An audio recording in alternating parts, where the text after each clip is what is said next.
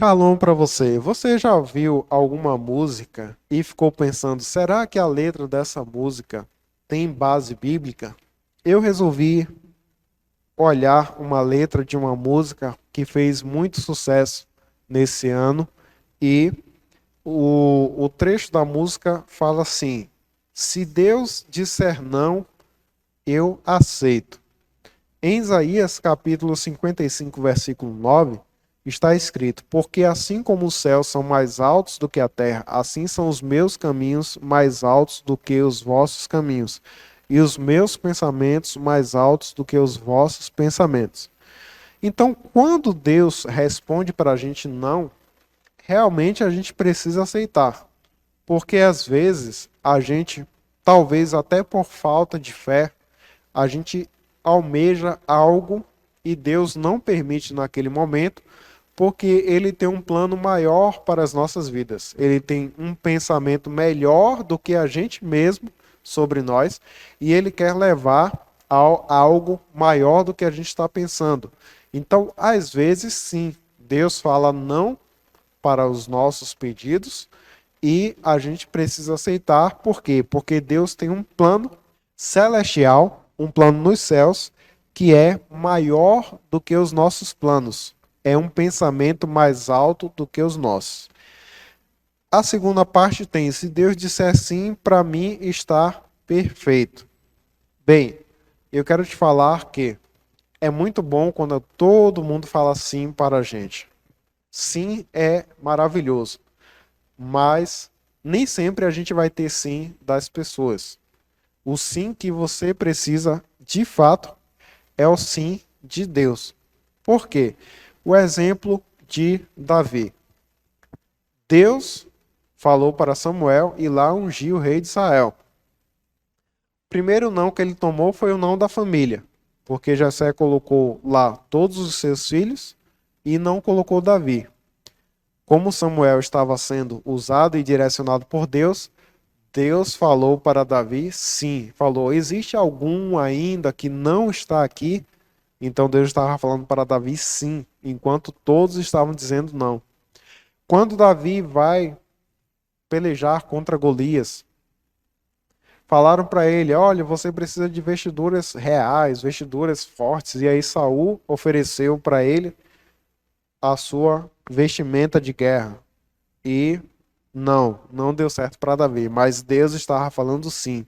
A mesma coisa aconteceu com José. Foi vendido por seus irmãos, foi preso por um tipo de assédio que ele não cometeu, por um tipo de pecado que ele não cometeu, que a mulher de Potifar acusou ele.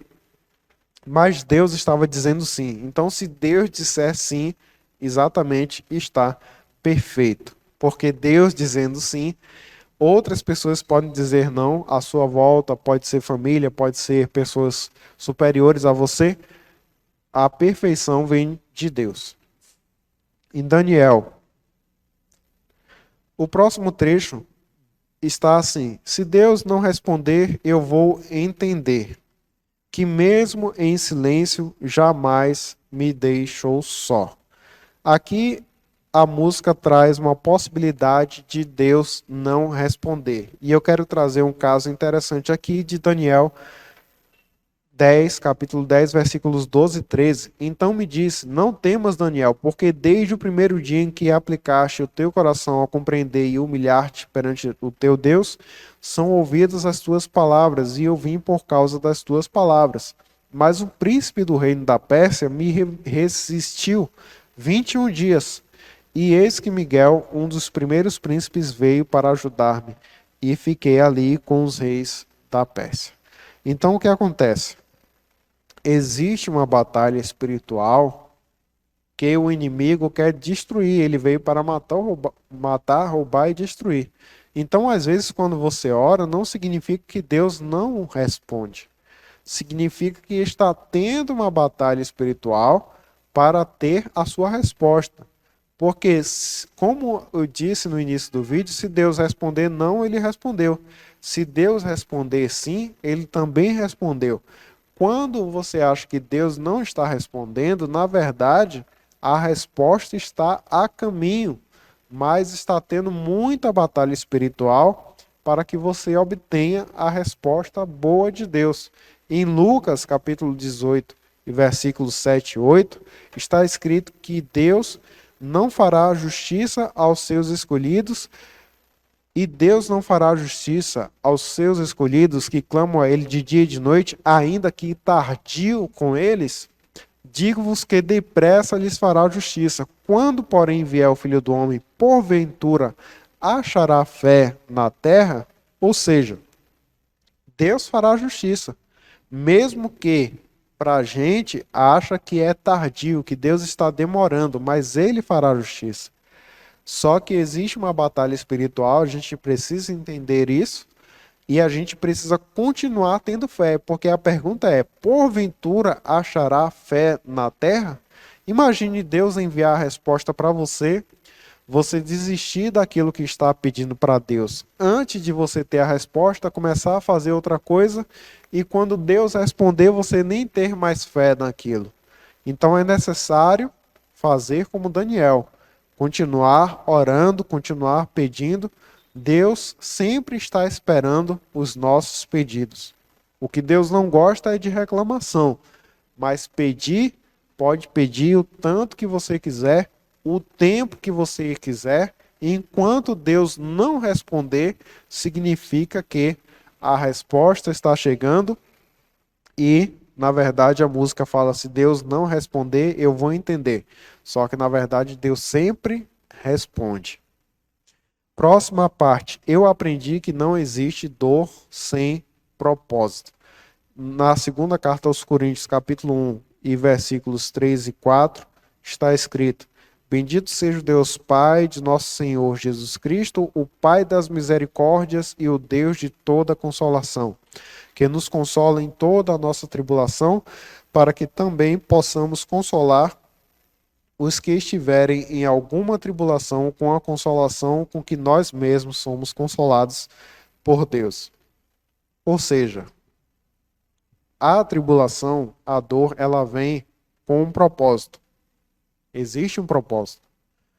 Quando a gente supera aquele propósito, quando a gente supera aquela dor, a gente está capacitado para consolar aquelas pessoas que estão passando por a dor naquele momento. A gente já passou por uma dor e é necessário que a gente seja capacitado para isso.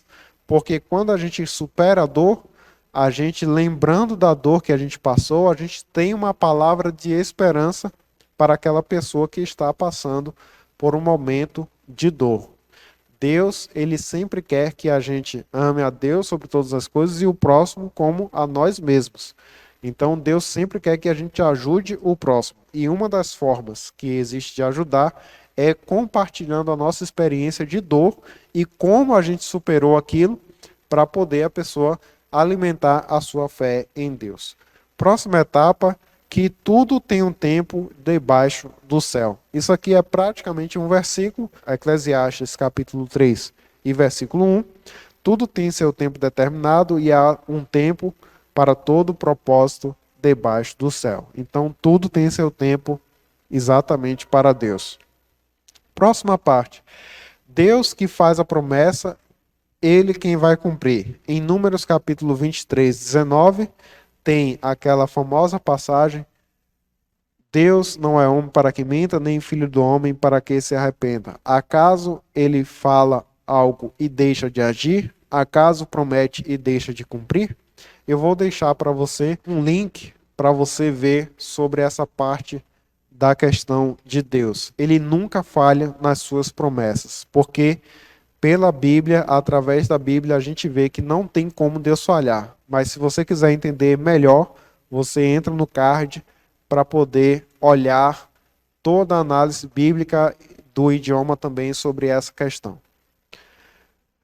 A próxima parte da música fala: minha ansiedade toda eu depositarei em ti. Também é praticamente um versículo, 1 Pedro 5, 7. Lançando sobre ele toda a vossa ansiedade, porque ele tem cuidado de vós. O lugar certo de lançar a ansiedade não é na pessoa da sua família, não é no seu bichinho de estimação, não é na pessoa do seu trabalho, não é na pessoa que você encontra na rua, no trânsito, é lança a ansiedade em Jesus, porque Ele cuida de nós. E Ele está pronto para receber a ansiedade nossa. Que Deus te abençoe.